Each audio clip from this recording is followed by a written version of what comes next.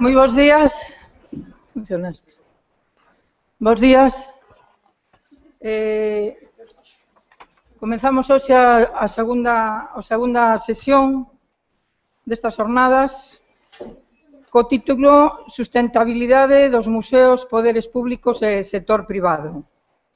A sustentabilidade dos museos está en perigo nun momento en que o poder público perde presenza ante a forza do sector privado na administración dos servizos públicos. Os museos precisan novos valedores institucionais e civís para poder seguir tendo presencia e cumprir a función social. Baixo estas premisas, nos damos a benvida e comenzamos as novas sesións, como digo, con a presencia, aquí á miña dereita, de Antonio Maya Navais. Benvido. Antonio Maya Navais é un dos mellores museólogos dun país amigo, Portugal. É profesor de museoloxía e de reconocido prestixio a nivel estatal, de reconocido prestixio para todos nós, e con el os deixo para que nos fale destos temas. Bom, buenos dias, bom dia em português. Eu vou falar em português, peço desculpa, eu creio que me entendem, porque já não é a primeira vez que venho a este belo território a falar da museologia. Antes de mais, estou muito grato por vir novamente a Santiago e falar de museologia. Já há uns anos que venho aqui e tenho aprendido muito com a Galiza. Já ontem também aprendi muito. Eu estou sempre a aprender, como costumo dizer. Ando há 30 anos nesta área da museologia e estou sempre a fazer descobertas. Pronto, muito obrigado pelo convite, muito obrigado pela presença. Uma sala cheia, já não estou habituado. Em Portugal já não é muito assim. Já não há muita gente a querer saber de museologia. E eu creio que os museus hoje estão em baixo, porque não há interesse em querer saber o que é museologia. Eu digo, há muitos cursos, em Portugal há muitas graduações, ou mestrados e doutoramentos em museologia, há muitos, pero creio que a maior parte não sabe o que é um museu. Infelizmente está a passar isto. Cursos existem, mas formação não existe. Porque a formação, eu aprendi, porque tive uma felicidade de aprender, estar um ano a aprender, teórico, e um ano a praticar dentro do museu. E tive a sorte também dentro do museu de grande qualidade, que é o Museu da Fundação Gulbenkian, em Lisboa. Foi uma escola muito boa para mim, e depois foi o terreno. A prática está no terreno. Pronto, foram 30 anos, ainda hoje estou no terreno, ainda hoje, de facto, continuo a intervir na museologia, na prática, e estou sempre a aprender. A museologia é uma área, uma disciplina, eu até digo que é uma ciência, embora tenha medo de dizer que é uma ciência, mas para mim é uma ciência, porque tem normas. A museologia tem normas, tem regras, como tem a medicina, como tem a engenharia. Há normas para se fazer um museu, há regras. E eu creio que hoje os museus estão no estado em que estão. O problema da sustentabilidade passa por se desconhecer o que é um museu. O que é necessário fazer para se fazer um museu. Todo um trabalho que existe nos bastidores. Estão-me a entender? Não sei se estou a... Perfeito? Sim. Se tiverem dúvidas... Bom, eu vou passar... para me entenderem melhor, porque creio que entendem melhor o escrito. É um PowerPoint talvez um bocadinho pesado, pero é uma forma de poder transmitir melhor aquilo que vou apresentar.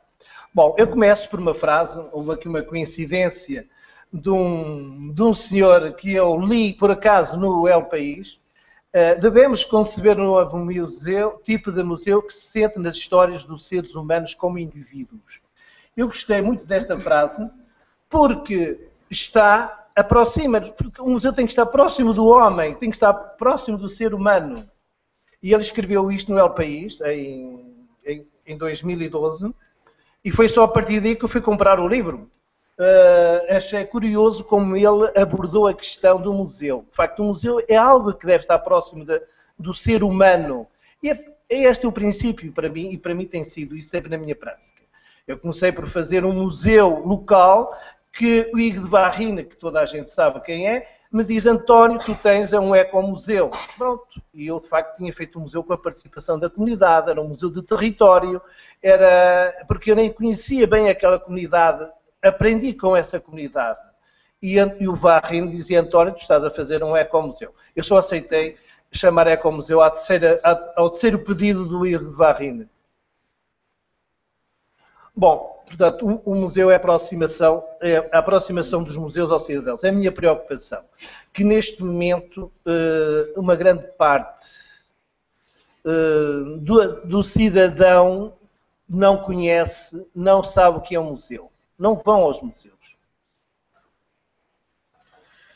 Bom, eu apresento sempre a definição do ICOM, porque aqui diz tudo. Se o cidadão, todo cidadão, soubesse o que é um museu, a partir desta definição, acho que havia uma modificação, havia outro comportamento das pessoas perante o que é um museu.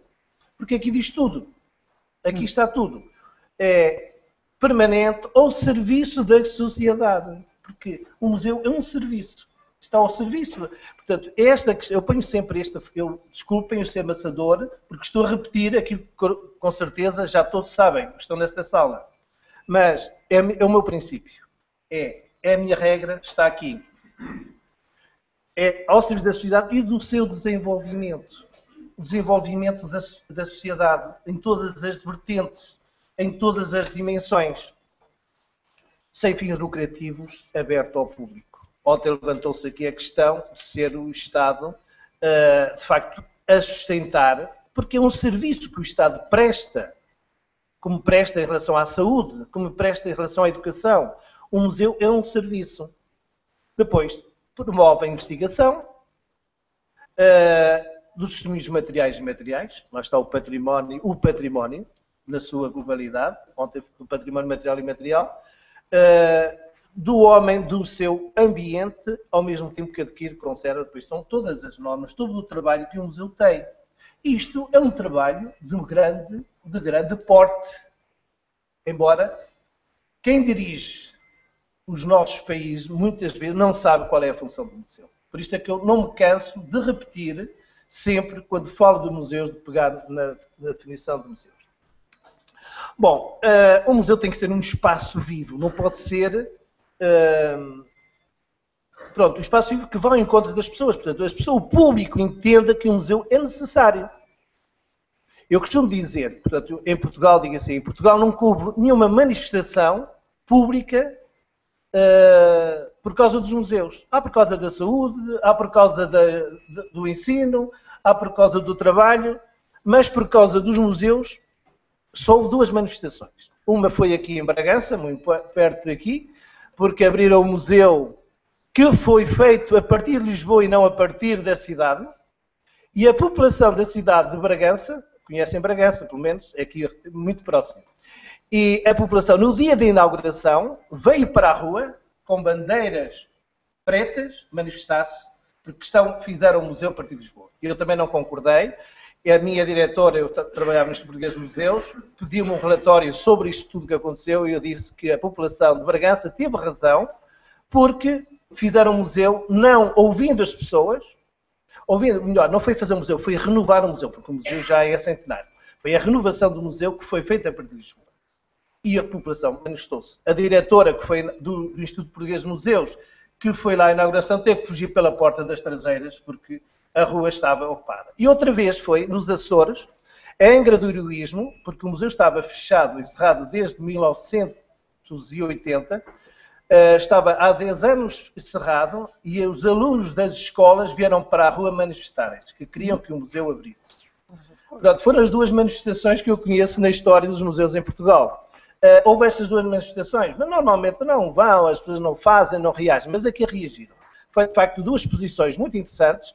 De um lado foram a população de uma cidade e do outro foi os estudantes, os alunos das escolas que vieram para a rua a lutar, e eu fiquei contente porque eu estava também já nesta fase a reorganizar o museu e ajudar a fazer esse museu de Angra do Heroísmo na Ilha Terceira, nos Açores. Bom, portanto, eu costumo dizer, um museu não... E digo aos dirigentes que o museu não é pôr os objetos dentro de uma vitrine, não é colocar os objetos nas paredes. Para muitos dirigentes dizem, mas o museu não é só isso. E eu digo, não. Ontem foi dito aqui muito bem, para o nosso amigo da Suíça, sim. Que o museu, agora perdi-me, que o museu não... Bem, que é necessário o objeto. Portanto, o objeto tem que ser valorizado, tem que ser explicado, tem que ser interpretado para que o leitor, o visitante, possa entender o objeto. O museu é de objetos, mas objetos transmitem mensagens. Por isso é que o museu, há pouco se falou, que é preciso investigar. Pois, é preciso saber entender que objeto está dentro da vitrine. Eu costumo dizer, eu posso fazer um museu só com um objeto. Eu já fiz uma exposição temporária só com um objeto. E disse-me depois um grande fotógrafo português, António, foi a melhor exposição que eu vi na minha vida. Porquê? Porque o objeto falou, comunicou, transmitiu muitas mensagens. Era uma máquina de escrever antiga. Portanto, o objeto era uma máquina. Eu não tive tempo de fazer uma exposição temporária numa altura em que renovei a exposição permanente. E eu disse, bem, fui às reservas e vi qual é o objeto que fala mais nestas reservas. É uma máquina de escrever, porque faz a ponte entre o manuscrito até ao computador. Portanto, faz a ponte, a máquina de escrever, e aí teve muitas leituras muito interessantes. Bom, portanto, o museu é mais do que isto, do que colocar. Mas hoje, muitos dirigentes pensam que o museu é pôr os objetos dentro da vitrine. Fui chamado muitas vezes para fazer um museu e ele disse, onde está a história? Os objetos têm uma história a contar. O objeto tem uma história a contar. E eu pergunto, onde está a história desses objetos que nós vamos apresentar no museu? E a primeira coisa que faço é contar a história. É fazer os conteúdos para depois fazer a exposição.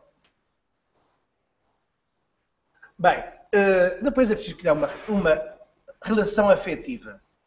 Quando as pessoas entram no museu e veem que há ali objetos que têm algo com a sua história, criam ali logo uma ligação estreita. Visitam o museu várias vezes, porque o museu diz qualquer coisa.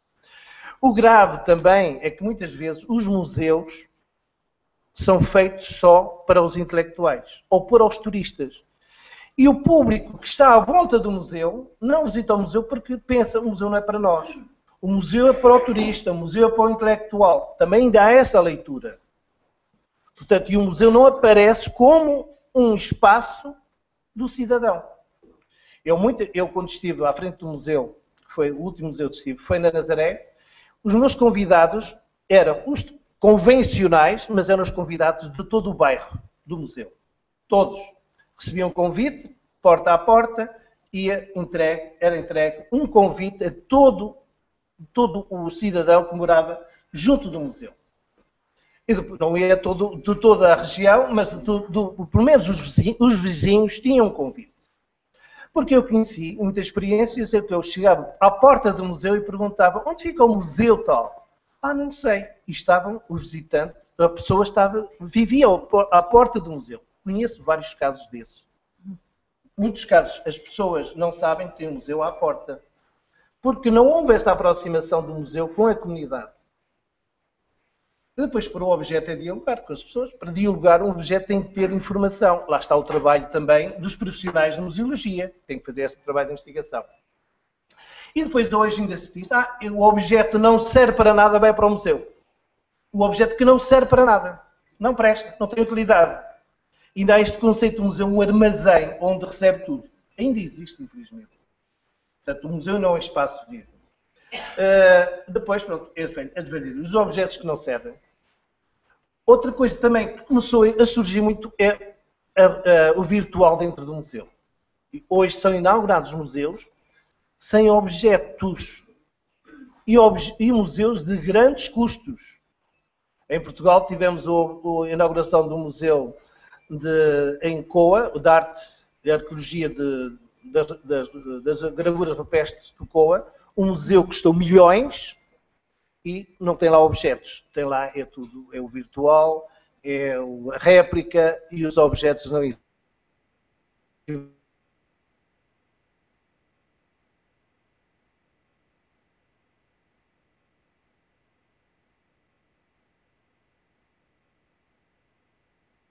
De multimédia, de espaços virtuais.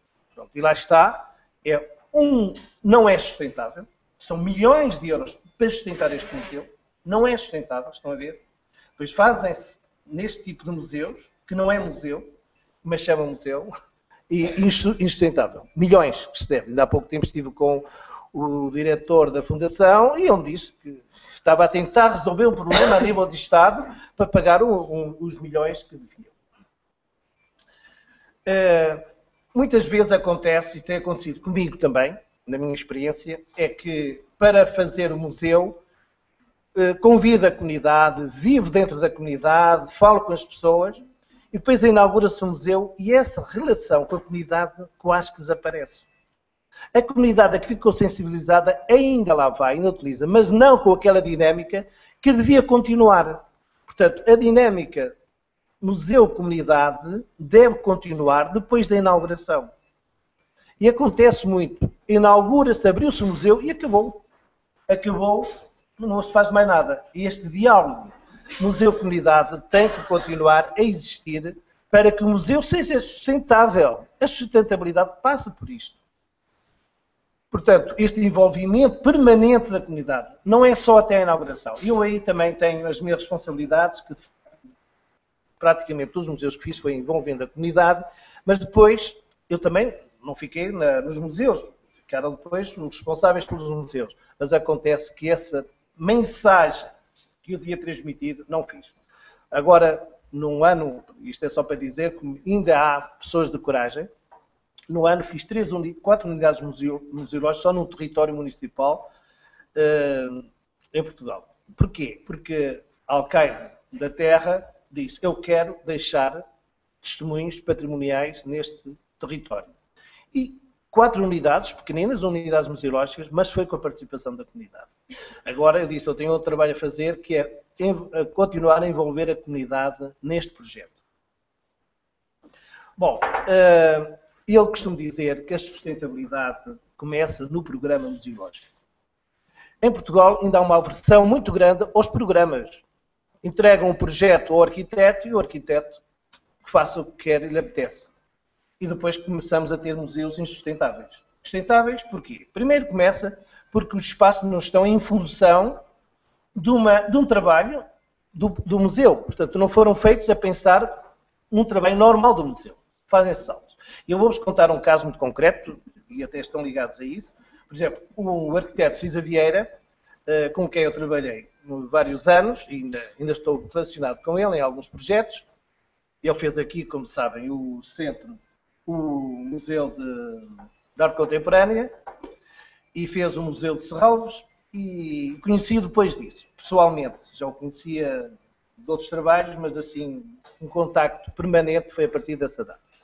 E ele diz, eu fiz 2 museus sem programa nenhum, eu fiz aquilo que me apeteceu. Vieram depois os conservadores dos museus e vieram alterar, vieram corrigir a má organização dos espaços que eu fiz. E ele concordou. Mas porquê? Porque não lhe deram um programa. Não lhe deram um programa a dizer, eu quero este museu com estes espaços, com este equipamento. Porque, por exemplo, hoje os museus são insuportáveis em termos de custos com os ar-condicionados. E por vezes o museu não precisa de ar-condicionado. Eu já fiz vários museus em que não tem o ar-condicionado, tem o ar ventilado, forçado, que não tem o gasto que tem o ar-condicionado. Há museus que não têm orçamento só para pagar o ar-condicionado, em Portugal. Não sei se aqui acontece o mesmo.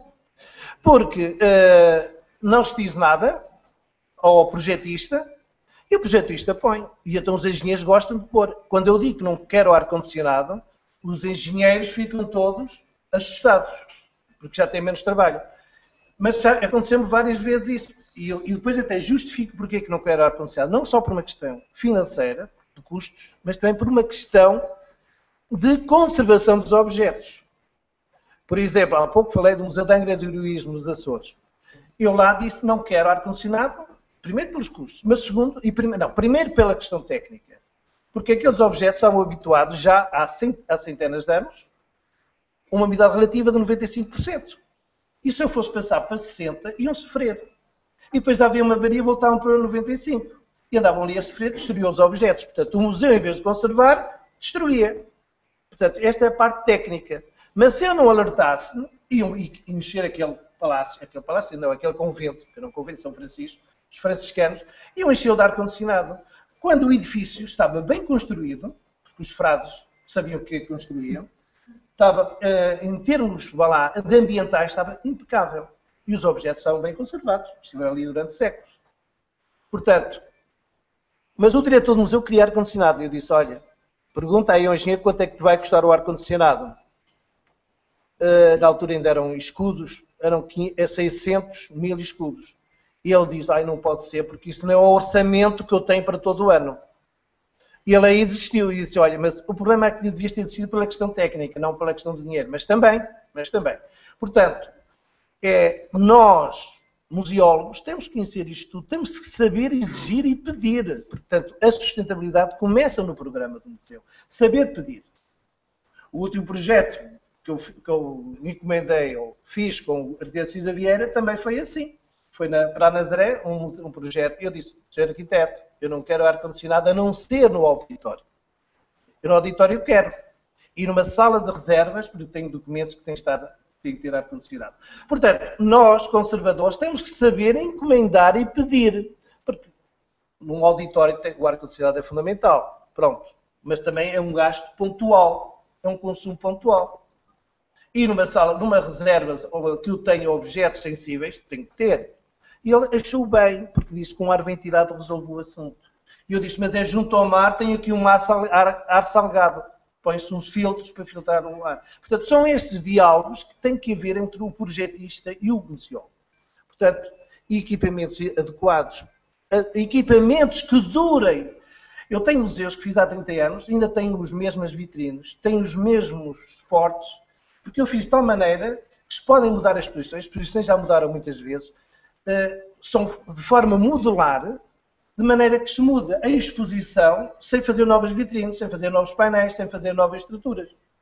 Mas fiz uma exposição nova. Eu tenho os museus onde eu intervim, olha, por acaso foi logo desde o início, nasceu isto comigo. Dos museus que eu comecei a fazer, ainda hoje têm as mesmas vitrines. Mas não são iguais os museus de há 30 anos, mas os suportes são os mesmos. Portanto, a sustentabilidade começa nisto, dos equipamentos. Não sei se estou-me a fazer entender. Sim. Sim? Bem, projeto arquitetónico, portanto, que respeita o programa. Tem que haver depois um diálogo. Muitos arquitetos não querem dialogar. Eu já trabalhei com arquitetos que não queriam dialogar. Já gritei a muitos arquitetos e dei murros na mesa. E assim, quem manda sou eu, porque a entidade que pediu para fazer o museu pediu-me para eu estar a representá-la, portanto, tenho que fazer como eu quero. Pronto, e o projeto tem que respeitar, de facto, o programa museológico, que é fundamental fazer o programa. E a definição de custos da operação. Quais são os custos que o museu vai sustentar? Eu costumo dizer às autoridades, às entidades que me pedem um museu, olha, este museu vai custar por ano X. Este ano vai ter estes custos. Veja lá se pode ou não pode.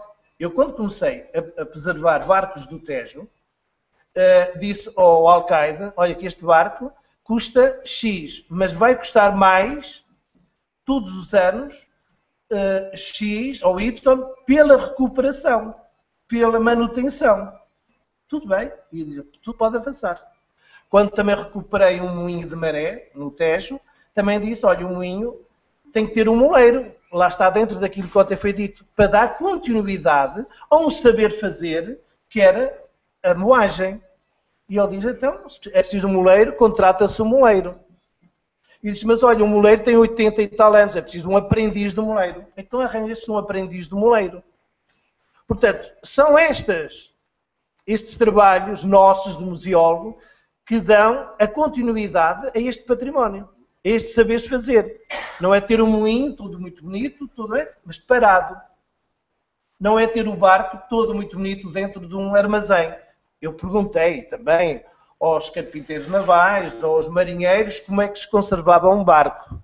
E eles disseram, para conservar um barco é a navegar. Eu aprendi com eles, foram eles que me ensinaram, porque eu não era navegador, não era marinheiro, tive que ir falar com esses homens, e falei com todos. Fui ao Museu de Marinha de Lisboa, mas aí não me souberam dizer, porque eu vi os barcos a desfazerem-se. E então fui falar com os homens do mar, dos barcos da construção naval, e aí criei muitos amigos. Olha, amigos, eu tenho bons amigos, são esses homens do trabalho, do terreno. Porquê? Porque eles ensinaram, mas também eles viram que alguém se aproximou deles e que valorizou o trabalho deles. Porque lá está a nossa relação dentro do museu, transmite esta relação de amizade, de afeto entre quem cria o património, quem desenvolve o património e quem depois o expõe e o divulga, que é o nosso trabalho. Pronto, a definição dos custos de operacionais anuais são fundamentais. Cá tenho que passar, não é? Não, está às 11, hein? Bom, e outro ponto é a criatividade, a originalidade, a inovação. Nós temos que ser inovadores, porque senão o museu morre, fica ali com objeto, com objeto. Nós temos que inovar. A comunicação, portanto, a imagem de marca, criar ícones, portanto, algo que distinga um museu. Às vezes dizem, há muitos museus, em Portugal já há vários museus do vinho, em Espanha há mais. Eu organizei o primeiro congresso ibérico dos museus de vinho e verifiquei que havia mais museus de vinho em Espanha do que em Portugal. Portugal também é um território pequenino, é uma região, mas tem bom vinho também. Bom, mas em Espanha é difícil distinguir o vinho de Espanha de Portugal. Rioja, então, é um paraíso. Conheço bem as bodegas todas, que são fabulosas. Bem, fazer publicidade também em Espanha, não é só Portugal, Portugal também.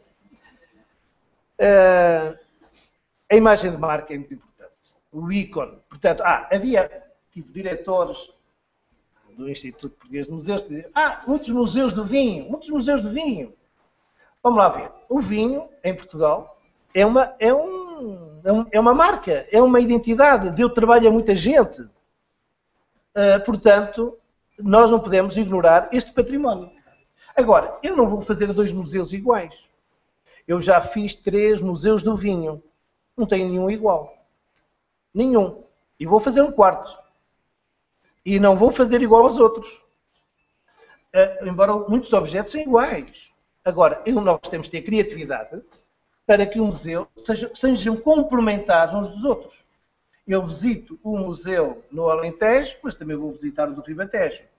E mesmo no Ribatejo tenho 2, 3, vou visitá-los todos, porque a forma de apresentar, porque a comunidade até é diferente. Eu tinha que me inserir na comunidade, ver como é que a comunidade entendia o vinho, a produção de vinho, o folclore, o próprio folclore. Portanto, aqui envolve logo todo um trabalho de etnografia. É preciso estudo, esses estudos.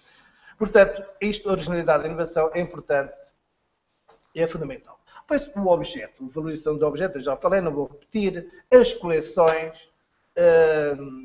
entretanto, é necessário valorizá-lo pela sua contextualização. Seja objeto, vá lá, histórico e objeto contemporâneo. Porque hoje também há muita gente que pensa que nós, conservadores de museus, ou museólogos, que só pensamos no antigo e não pensamos no presente. Eu uma vez, como professor, foi no primeiro ano que dei aulas no mestrado de museologia, que abriu, foi no primeiro mestrado que houve de museologia. Uma aluna quis fazer um pequeno núcleo museológico ligado à história local. E usou muito o objeto da cozinha. Portanto, também tinha muito. E eu disse, tinha todos os objetos que se usavam, os tradicionais, e eu disse, olha, isto foi em 1989. Eu disse, olha, deves pôr o objeto contemporâneo da cozinha, que é um micro-ondas, que é para fazer a ponte entre todos os objetos do passado de micro-ondas, sabem o que é, não é? Também se diz em Espanha? Pronto. E lá está o último objeto da cozinha, que era o micro-ondas. Porque isto, nós temos que fazer a ponta entre o passado e o presente. Portanto, o museu não é só o objeto do passado, é o de hoje. Ontem a EF falou-se muito disso aqui, e muito bem. O objeto contemporâneo. É preciso entender. Eu creio que as próximas gerações vão nos criticar porque conservamos pouco da nossa geração. Porque são objetos também muito efêmeros. O computador, quantas versões de computador já existiram nestas poucas dezenas de anos? Passa, mas ninguém conserva, pouca gente conserva. Eu, por acaso, ainda tenho o primeiro. Não, o primeiro não tenho porque não roubaram, mas tenho o segundo. Roubaram no meu serviço, ainda por cima, no Pasto da Ajuda em Lisboa. Bem, enquanto fui almoçar, quando cheguei já não tinha. Portanto, o virtual é importante também, mas acho que há demais virtual dentro dos museus, de alguns museus. Começa a haver demasiado, para mim é uma poluição. Que é necessário utilizar as novas tecnologias, mas com equilíbrio. Nunca esmagar o objeto, nunca destruir o objeto. E depois o próprio edifício, ultimamente está-se a valorizar mais o edifício do que o objeto do edifício. Normalmente escolhia sempre o edifício histórico. Agora dá-se mais valor ao edifício, o arquiteto privilegia, que também se deve dar valor ao edifício. O edifício deve ser um ícone, acho que sim. Mas desde que respeite o programa que foi entregue ao projetista. Que depois faça melhor a obra de arte. Eu, com o Cisa Vieira, trabalho muito assim. E em relação ao Cisa Vieira, esqueci-me há pouco, estou agora também a ajudar a fazer um museu do arquiteto Cisa Vieira no Porto. O filho é arquiteto e decidiu fazer um museu lá da família, porque ele também é arquiteto, a mãe era artista, há ali uma família de artistas. Portanto, mas a figura central, como nós sabemos, é o arquiteto Cisa Vieira, que é o homem internacional. E ele está a fazer um projeto, já começamos isto há um ano, sustentável. Ele vai fazê-lo, não vai por brilhante, vai fazê-lo até subterrâneo, que vai utilizar a energia geotérmica. Já estudamos, o número de pessoas a trabalhar dentro do museu também vai ser um número baixo. Mas, entretanto, vão-se fazer protocolos com universidades, vão-se fazer ligações com o turismo, vão-se fazer todo um conjunto de parcerias que permitam a sustentabilidade deste museu. E é o trabalho deste museu, que está em curso, é um museu de sustentabilidade também. Começa logo pela energia. E a organização do espaço. Portanto, eu vivo em Lisboa e ele vive no Porto, falamos todos os dias, ou durante o período, falamos quase todos os dias ao telefone, porque ele tinha dúvidas e disse, António, agora como é que se faz em relação à ligação entre o auditório e a recepção, ou entre a recepção e a sala de reservas. Portanto, ele não fez nada sem me consultar. Portanto, para tentarmos fazer um modelo de facto sustentável. Portanto, este diálogo entre arquiteto e museólogo é fundamental. Tem que haver essa exigência. Agora, acontece que as autoridades, as entidades políticas, não falam com os museólogos, encomendam um museu e acabou. Em Portugal acontece isto, não sei se aqui acontece, em Portugal é. O Museu dos Coches, que é um monstro, foi feito por um arquiteto, foi brasileiro, não está em causa ser brasileiro ou ser português, mas ninguém lhe deu um programa. Agora, não conseguem abrir um museu. Ainda esta semana, o secretário de Estado da Cultura disse que não sabe quando é que vai abrir porque é um custo elevadíssimo de manutenção do museu. Portanto, isto ainda acontece, porque quando não são pedidos o projeto do museu via os profissionais. Isto acontece em Portugal, infelizmente. Eu uma vez, até foi um museu de vinho, eu quando cheguei o edifício já estava feito. Bem, era um edifício que não precisava de ar-condicionado, ainda por cima, era um espaço fresco, bom para o vinho. Mas envidraçaram o edifício todo. Quando uma bodega é escura e não toda transparente. Depois dizia-me o vereador lá da cultura dessa autarquia, disse, afinal eu devia ter chamado primeiro o António e depois o arquiteto. Ah, pois é. Porque afinal fiz trabalhos a mais, ficou-me caro e não era necessário. Ah, e assim, pois é. Está a ver? Porque mas é que não há também esta formação e esta cultura do que é um museu e do que é necessário para se fazer um museu. Falta esta cultura. Em Portugal falta, aqui não sei. Aqui também. Esta cultura do que é um museu e... Eu não sou capaz, eu costumo dizer, não faço uma ponte, porque eu não sei, não sou engenheiro. Eu não faço uma consulta médica, eu não sou médico. Quer dizer, cada um no seu lugar. Por isso é que eu digo, a museologia ainda está vista como algo que não é muito importante. Quando eu há pouco disse que a museologia devia ser vista numa perspectiva da ciência, porque tem saberes, tem normas que têm que ser cumpridas e respeitadas. Para bem destas instituições. E para bem de um país, para bem de um povo. Bom, pronto, nas atividades de investigação, as educativas, a aquisição, por exemplo, em Portugal acontece, os museus não adquirem objetos, vivem dos objetos que herdaram do século XVIII, do século XIX, dos conventos. Não se compra, não se adquire. Por isso, há pouco eu falei, as aquisições hoje quase que não existem, não se incorporam, a não ser as ofertas, mas às vezes mal feitas.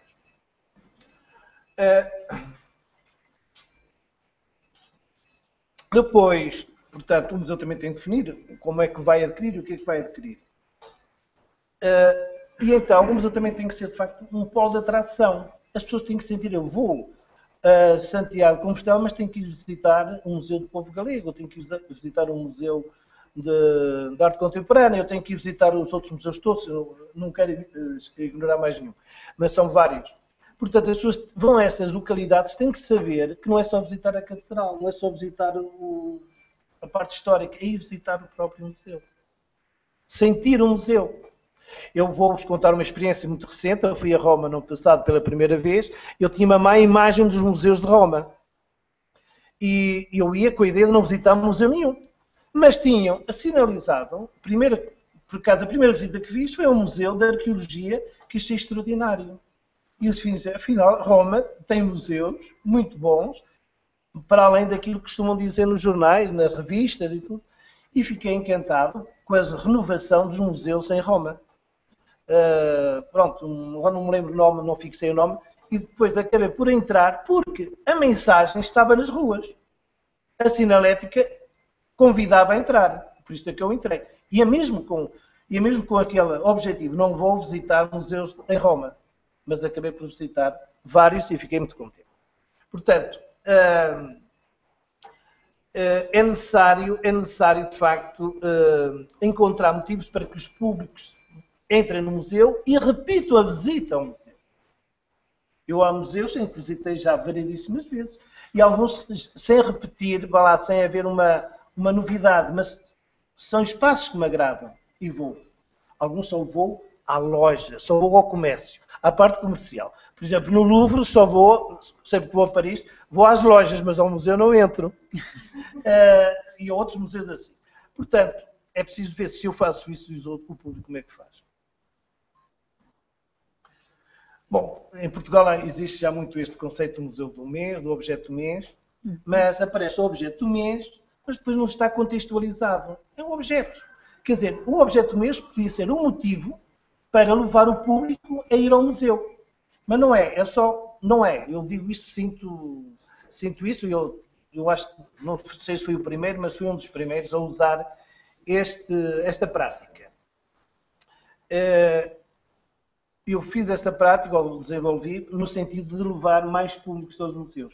Mas não verifiquei, porque os museus limitam só a dizer hoje, este mês o objeto do mês é isto, mas não se faz nada à volta desse objeto. Porque se podiam fazer conferências, podiam-se fazer seminários, podiam-se fazer, pronto, algo mais do que ter lá o objeto, só ir mais longe.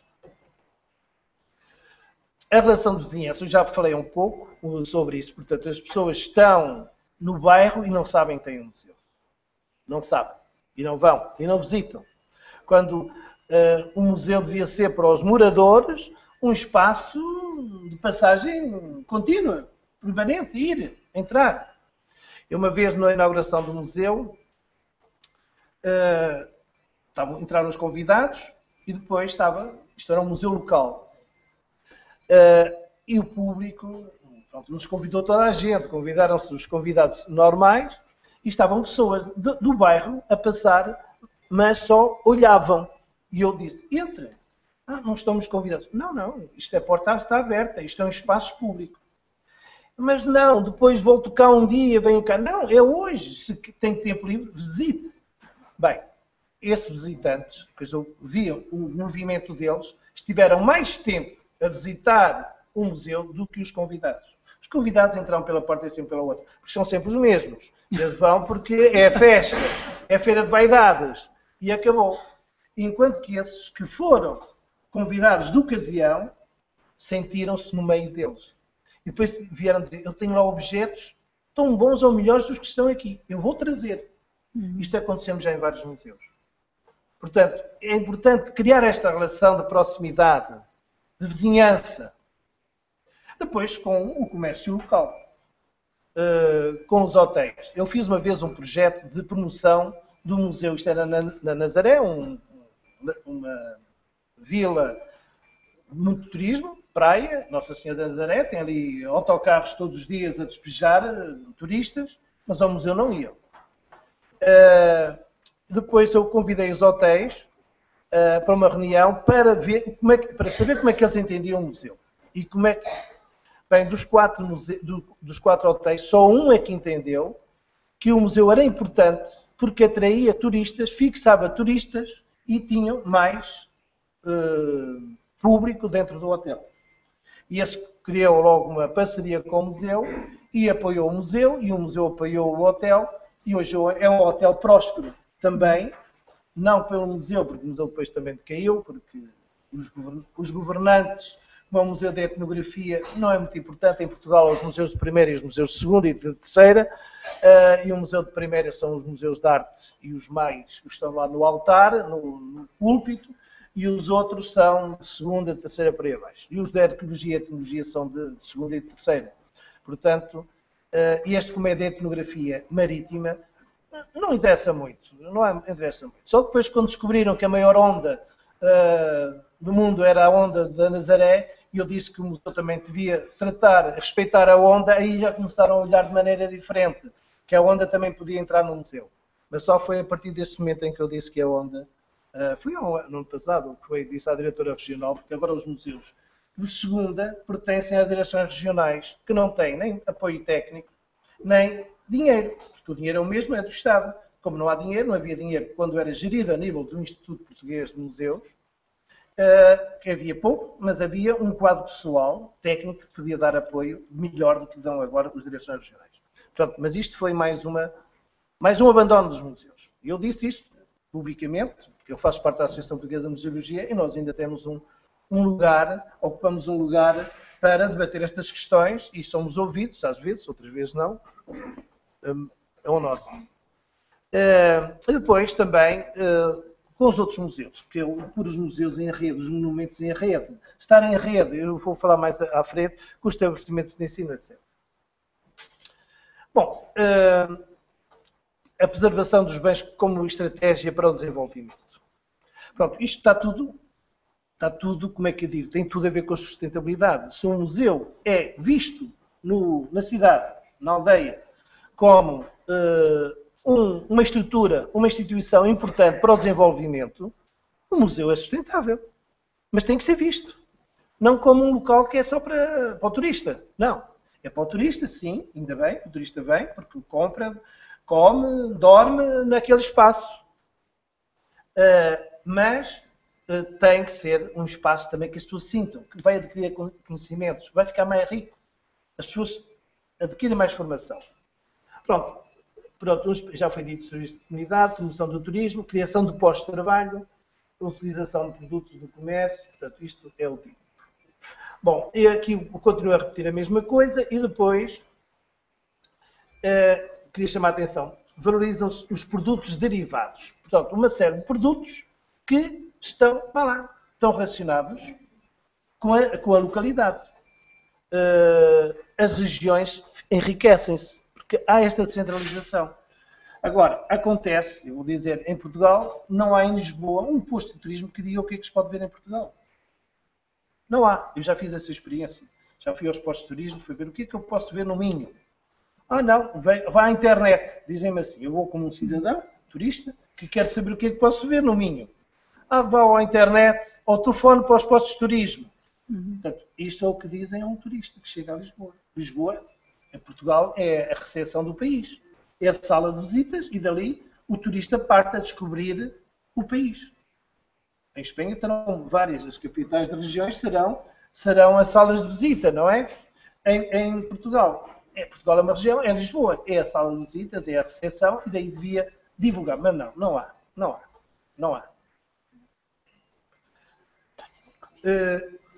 Ganho? 5? Está bem, então vou ser mais rápido.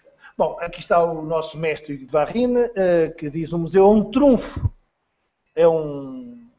No fundo, não sei se existe. É um trunfo para o desenvolvimento económico pela eventual atração exercida sobre turistas que são, aliás, consumidores da oferta local de bens e serviços. De facto é um trunfo. Mas tem que ser aquele museu que é um ícone, que é visível, que as pessoas sejam atraídas para visitar. Bom, pronto. É preciso sentir, de facto, o turismo como um bem necessário. Portanto, já falei também disto. Está aqui quase uma repetição. Portanto, o dar continuidade no património não é para parar, morreu. Não, é para dar uma continuidade. É para desenvolver a criatividade, para ser mais longe. Nós, nos museus, não somos contra as novas tecnologias. Pelo contrário, nós queremos é que haja um progresso, que haja um desenvolvimento. Eu costumo dizer, o aluno tem que ir mais longe do que o professor. Se o aluno não vai mais longe que o professor, é porque o professor não foi bom.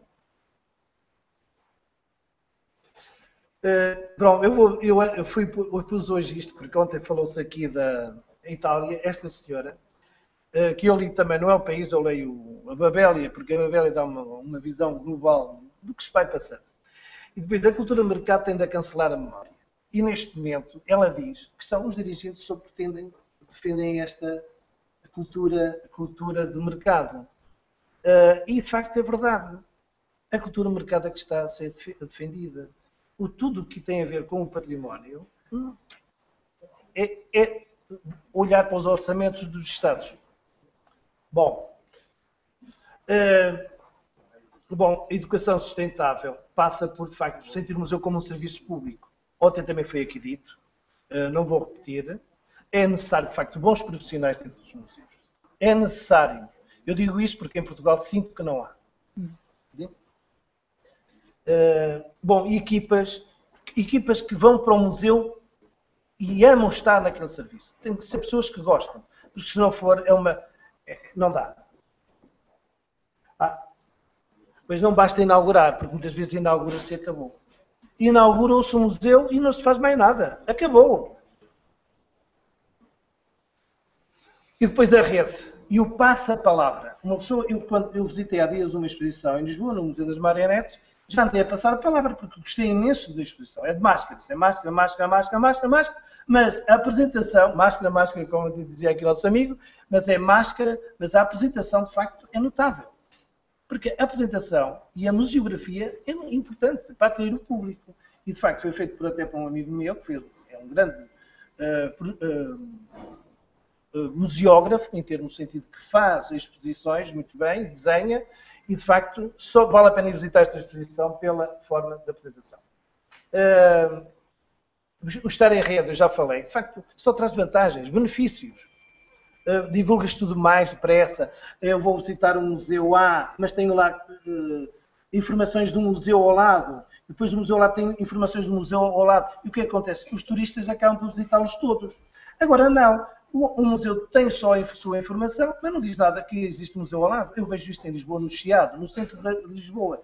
Não há informações dos museus que existem naquele bairro. Bom, isto aqui, depois isto, eu vou passar, isto fica escrito.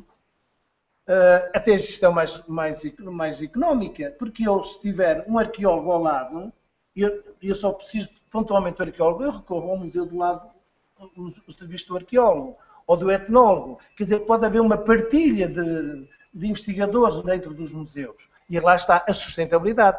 Há uma economia. Porquê? Porque sabemos utilizar e otimizar os equipamentos que existem na região. E dá-se maior visibilidade. o interajuda e a cooperação a partir de informações, uma intervenção descentralizada, etc. Eu vou avançar, tenho que terminar. Também, praticamente, a publicidade. Saber fazer publicidade é importante.